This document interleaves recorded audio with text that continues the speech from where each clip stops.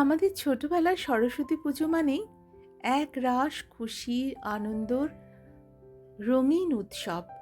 আমরা সবাই বন্ধুরা মিলে আগে থেকে প্ল্যান করে রাখতাম মায়ের কোন শাড়িটা পরে আমরা ঠাকুর দেখতে যাব, স্কুলে যাব, হই হই করব, সারাটা দিন ভোর প্রজাপতির মতো ঘুরে বেড়াবো।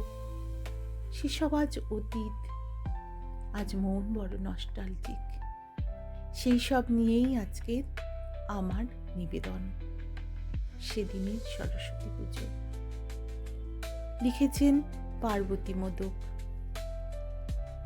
বোঝেনি অবুঝ মন নীলাঞ্জনা তখন, নিজেতে ছিল মগন ও প্রাণপণ। কানে আসা মাত্রই ঘুম ভেঙে যেত। সরস্বতী পুজোর আগে কুল খেয়ে ফুল মার্কস থেকে বঞ্চিত হওয়ার থ্রেট ততদিনে অতীত। 5 তলা মল তৈরি।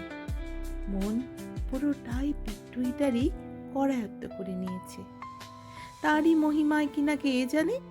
মাঘের ওই 7 সকালে সারা গায়ে হলুদ মেখে হলদেশ্রী হয়ে স্নান সেরে বিনা সোয়েটারে শুধুমাত্র শাড়ি ব্লাউজ পরে ক্যাট দেখাতে এক ফোঁটাও শীত করতো না।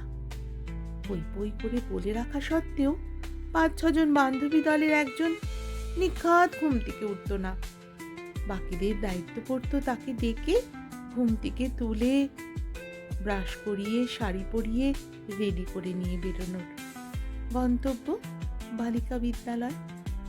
লক্ষ্য প্রথমে পুষ্পাঞ্জলি, তারপর হয় খটখটে লুচি অথবা ঢলঢলে খিচুড়ি।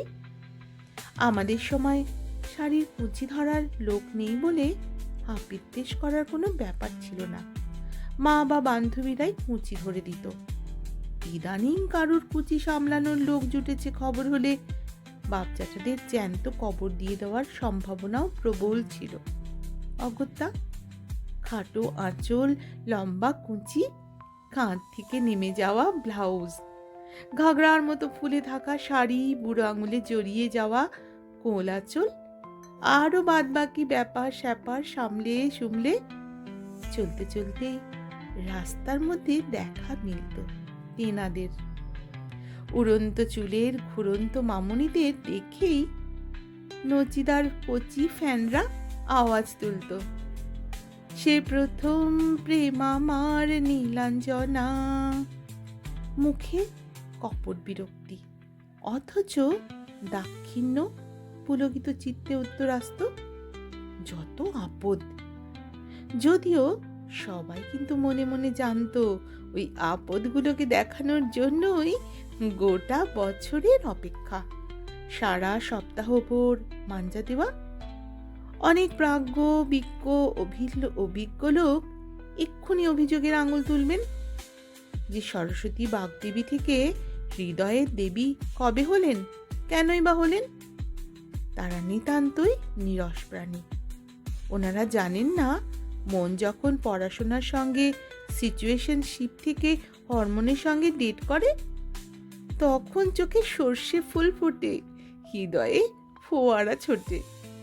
তাতে বিরাট কিছু মহাভারত অশুদ্ধ হয়ে যায় না। অথচ সেই বেকার আপদটাই সাইকেলের ক্যারিয়ারে তার ছোট্ট মেয়েটাকে বসিয়ে নিয়ে এখন ঠাকুর দেখতে বেরিয়েছে। আর সেদিনের সেই মেয়েগুলো কেউ আজ গিন্নি হয়ে ভোগের খিচুড়ি রান্না করছে, কেউ মেয়ের শাড়ির কুঁচি গুছিয়ে দিচ্ছে, কেউ শাশুড়ির চা করে দিচ্ছে, কেউ হয়তো বরের অফিসের টিফিন গোছাতে ব্যস্ত, অথবা নিজের চাকরি সামলাতে সামলাতে ভুলেই গেছে শ্রীপঞ্চমীর কথা। শ্রীহীন জীবন যাপন আজ সে চমক নেই, হাঁটা চলায় লোক দেখানোর ধমক নেই। দিন পাল্টায়, রং পাল্টায়।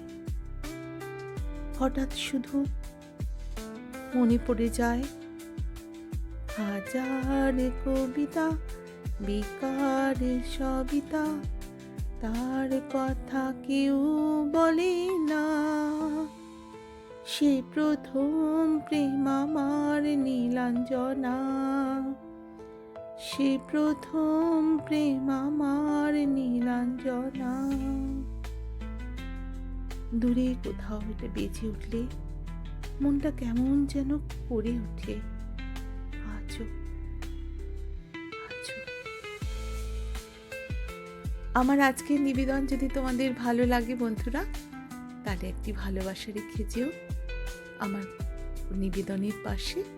অসংখ্য অসংখ্য ধন্যবাদ তোমাদের।